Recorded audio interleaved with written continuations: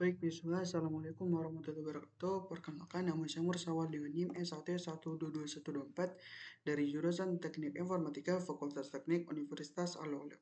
Nah, pada kali ini saya akan menjelaskan materi terkait dengan klasifikasi naive Bayes yang akan kita hitung secara manual. Di mana di sini dapat kita lihat contohnya kita akan menerapkan estimate parameter.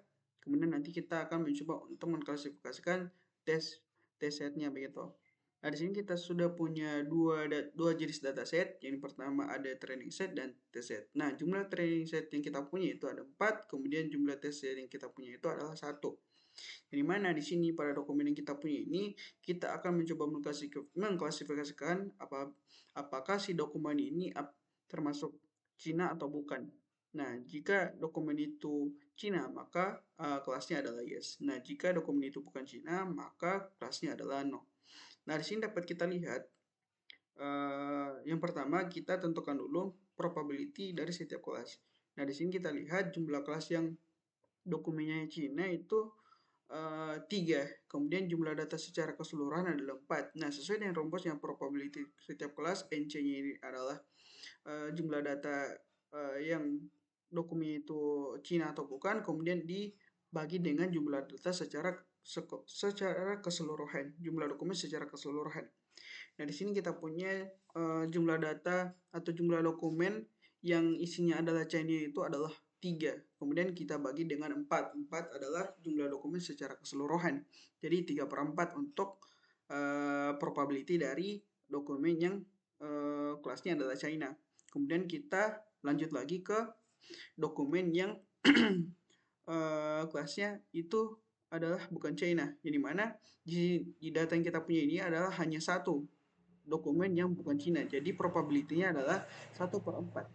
Kemudian kita lanjut lagi ke tahap yang dimana kita hitung probability dari setiap term dokumen yang kita punya, di mana TCT ini merupakan jumlah frekuensi kata yang ada pada keseluruhan dokumen yang ada begitu, yang ada pada setiap kelas. Nah, sebagai contoh di sini jumlah frekuensi kata pada dokumen yang jenisnya China untuk kata Chinese itu jumlahnya adalah 5. Kemudian kita tambah dengan 1, jadi nilainya adalah 6. Kemudian kita per dengan di sini elemen T, sigma T, kemudian elemen V, vokabularinya, kemudian TCT lagi. Nah, di sini adalah jumlah kata secara keseluruhan begitu. Jadi dihitung jumlah kata pada dokumen yang jenisnya adalah China. Jadi secara keseluruhan untuk jumlah kata dokumen yang jenisnya China adalah 8. Nah, B-nya ini apa? B-nya ini merupakan jumlah kata unik yang ada pada dokumen yang kita punya begitu. Nah, jumlah kata dokumen yang kita punya, kata unik yang kita punya itu adalah 6. Jadi nanti 8 plus 6. Nah, sebagai contoh tadi kan 5 plus 1 dibagi dengan 8 plus 6. Jadi nanti hasilnya adalah 6 per 14. Kemudian kita nanti perkecil menjadi 3 per 7. Nah, masing-masing dibagi 2. Nah, kemudian untuk mencari nilai CMAP-nya dapat kita lihat ArcMaps, di mana probability setiap kelas dikalikan dengan di sini dapat kita lihat adalah V 1 kurang dari sama dengan K, kemudian kurang dari sama dengan D. Kemudian di sini dapat kita lihat probability setiap kelas, frekuensi setiap kelas. Nah, lanjut pada parameter estimate. Jadi mana di sini dapat kita lihat sebenarnya kan kita sudah tentukan probability setiap kelasnya adalah untuk jenis dokumen yang kelasnya China itu adalah 3/4. Kemudian jenis dokumen yang bukan China itu probability-nya adalah 1/4. Nah, di sini kita hubungkan dengan data data tes atau data uji yang kita punya, di mana ada 3 kata yang ada pada data uji kita, itu ada Chinese, Tokyo, dan Japan. Nah, di sini dapat kita lihat untuk kata Chinese kan sebelumnya itu untuk kata Chinese, frekuensi kata Chinese yang ada pada dokumen China itu adalah 5. Jadi seperti yang saya jelaskan sebelumnya, Jadi nanti dia akan ditambah dengan 1. 5 plus 1 dibagi dengan 8. 8 ini berasal dari jumlah kata secara keseluruhan pada dokumen yang jenisnya adalah China. Jadi 6 per 14. Nah, 14-nya dari mana? Dari 8 per 6. 8 plus 6. Jadi nanti kita akan perkecil dibagi masing-masing dibagi 2 jadi 3 per 7. Nah, selanjutnya di sini dapat kita lihat karena jumlah kemunculan kata Tokyo pada dokumen jenis China pada data training itu tidak ada, maka nilainya adalah 0. Jadi nanti dia 0 plus 1, karena jumlah kemunculannya tidak ada, jadi 0 plus 1 diper dengan 8 per 6. Nah, 8-nya dari mana? 8 ini dari jumlah keseluruhan kata pada dokumen yang jenisnya adalah China, 8 plus 6. Jadi 1 per 14. Nah, selanjutnya di sini untuk dokumen yang bukan China, untuk jumlah frekuensi kata pada dokumen yang jenisnya bukan China itu untuk kata Chinese adalah 1. Jadi frekuensi kemunculan katanya hanya 1 kali, jadi ditambah dengan 1 lagi. Nah, sesuai dengan rumusnya diper dengan 3. Nah, 3 ini dari mana? Adalah 3 ini dari jumlah keseluruhan jenis kata yang ada pada dokumen bukan China. Jadi di 3 jumlah keseluruhan kata pada dokumen yang bukan China. Jadi 3 plus 6. Nah, plus 6 ini sesuai dengan rumusnya bahwasanya 6 ini adalah jumlah kata unik yang ada pada dokumen yang kita punya begitu. Nah, 3 plus 6 jadi 2 per 9. Sama halnya dengan Tokyo dan Jepang. Nah, selanjutnya di sini kita akan menghitung secara keseluruhan. Nah, kita akan coba untuk menghitung apabila dokumennya ini merupakan China, di mana kita tuliskan untuk rumusnya itu kita tentukan bahwasanya probability untuk kelas China kan kita sudah tentukan bahwasanya tadi 3 per 4. Jadi tadi ada tiga dokumen yang jenisnya adalah China begitu. 3 dokumen yang jenisnya adalah China diper dengan banyaknya dokumen secara keseluruhan. Kemudian kita kalikan dengan rumus prior tadi, di mana Chinese di sini dapat kita lihat untuk Chinese untuk kelas China adalah 3 per 7. Nah, kemudian di sini dapat kita lihat dikalikan dengan 3 per 7. Kenapa kita pangkat 3? Karena jumlah frekuensi pada data uji yang kita punya itu adalah 3. Jadi kita pangkatkan 3. Nah, seperti itu. Kemudian kita kalikan dengan 1/14. Nah, 1/14 ini sesuai dengan nilai prior yang kita punya untuk Tokyo untuk kelas China itu adalah 1/14. Nah, di sini kenapa kita tidak pangkatkan 3 juga sama dengan 3 per 7? Karena nilai kemunculan kata pada data ujian kita punya itu adalah hanya 1 kali. Jadi kita tidak pangkatkan 3. Jadi 1/14, kemudian hasilnya adalah 0,003. Nah, kemudian untuk dokumen kelas yang bukan China dapat kita lihat karena kemungkinan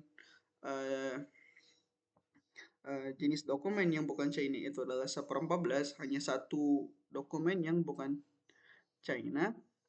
Jadi dapat kita lihat 1/4 kita kalikan dengan 2 per 9. 2 per 9 ini dari mana? Dari Tokyo yang kelasnya bukan China.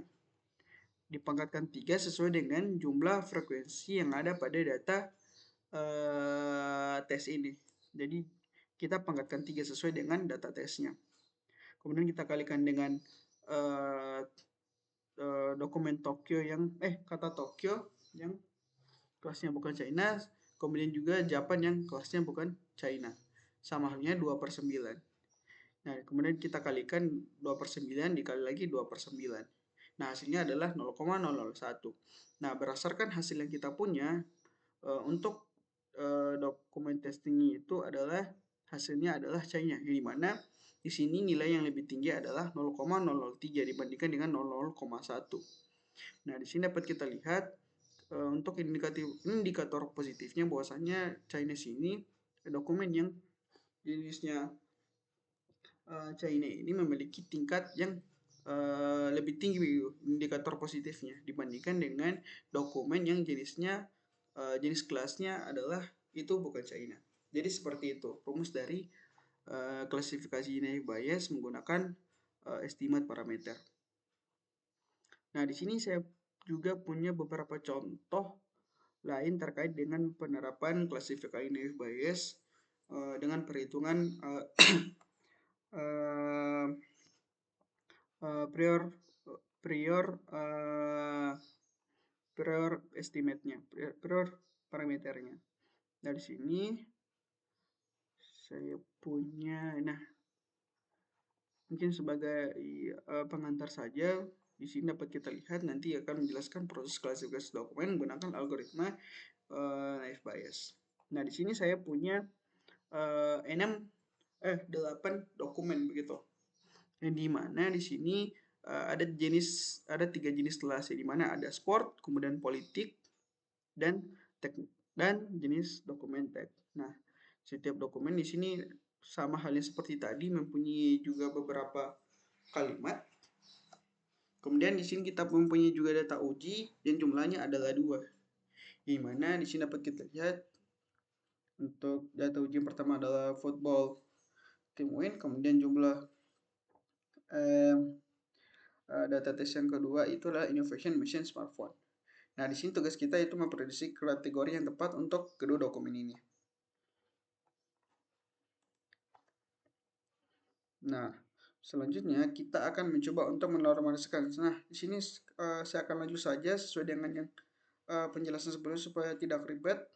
Nah, di sini kita akan menentukan kemungkinan dari setiap kelas. Di mana di sini jenis kelas dokumen yang sport itu hanya ada 2 begitu. Jadi 2/8. Nah, 2 ini adalah jumlah dokumen yang jenisnya adalah sport diper dengan banyaknya data secara keseluruhan. Kemudian untuk jenis dokumen politik, dia mempunyai 3 dokumen yang ada pada data training. Jadi dibagi dengan banyaknya data secara keseluruhan. Kemudian di sini kita punya juga 3 jenis dokumen yang kelasnya adalah teks. Nah, dibagi juga dengan banyaknya data secara keseluruhan. Dapat kita di sini 2/8, 3/8, dan 3/8. Nah, di sini dapat kita lihat frekuensi kata setiap kelas, yang dimana untuk kata football itu jenis frekuensinya yang ada pada sport itu 1 begitu. Kemudian untuk kata team win golden match itu frekuensi katanya adalah 1. Kemudian untuk secara keseluruhan, nah untuk kelas sport untuk total frekuensi secara keseluruhan adalah 7. Dapat kita di sini kita hitung 1, 2, 3, 4, 5. Nah, di sini 2. Jadi jumlah kata secara keseluruhan untuk dokumen yang jenisnya sport itu adalah 7. Nah, prosesnya sama seperti dengan yang sport ini, jadi kita terapkan juga pada kelas teks dan politik. Nah, di sini kita akan mencoba untuk menerapkan rumus yang ada pada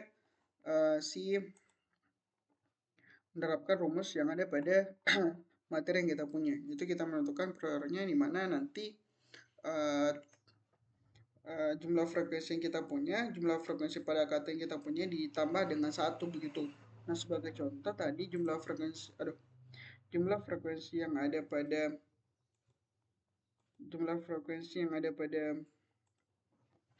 untuk untuk jenis dokumen sport dapat kita lihat ini adalah 2.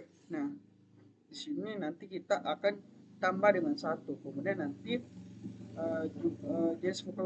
jenis vocabulary yang kita punya di sini adalah 28.